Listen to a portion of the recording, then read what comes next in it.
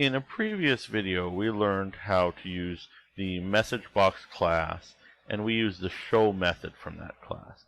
And there's a variety of different methods in the MessageBox class. We're going to learn some other ways to use the show method. So I'm going to double click on button 1. So now anything inside here is going to happen when I click on button 1. And I'm going to call the MessageBox class again. Okay, now I'm going to hit period, and it gives me the common methods in this class, and I want show again. Now before I passed it one parameter, I passed it just a message I want to send it, and that works. But as you can see, there's 21 different ways to call the show method in the MessageBox class, and we're going to learn another way that lets us do a little bit more with it. So the first thing I'm going to do is I'm going to type in parentheses, since it's a string, the message we want to send.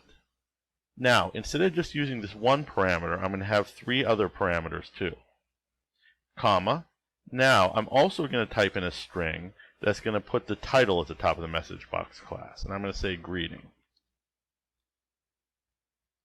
I'm going to comma again, and again, it's reduced the number of options because I've already typed in these 2 things, so that eliminates some of the 21.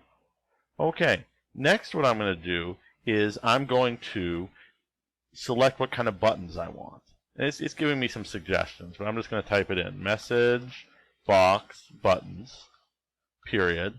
And these are my options. So this allows the user to give us some feedback. I'm going to choose the yes or no. I want yes or no buttons.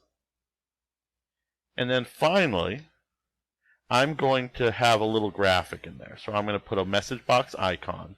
And I wouldn't have to do this, but I think it looks a little nicer. Message box icon, period. And it gives me the options of which ones. I could just keep typing or I could select it. I'm going to select a warning. Okay.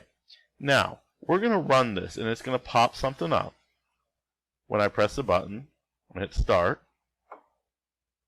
Look at let's move this around so we can look at our code. Okay, so click on button 1. So it pops up, it says hello. That was the first parameter we sent. The second parameter was greeting, which goes up there. The third parameter was MessageBox buttons dot yes no, so it gave us yes no buttons. And finally, the fourth parameter we passed it was MessageBox icon dot warning, which is that right there. Now if I press yes or no, nothing happens.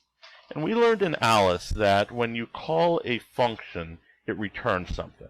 And you can think about this return something too. It's going to return either yes or no, depending on what you click on. Now the reason it doesn't do anything is we haven't told it what to do if it's yes or no. So even though this command is returning a yes or a no, we aren't doing anything with it, so that yes or no just disappears. We will learn later on how to take whatever is returned, whether it's yes or no or a cancel or an okay or anything else, and how we can use conditionals to have the computer do different things depending on what the user clicked on.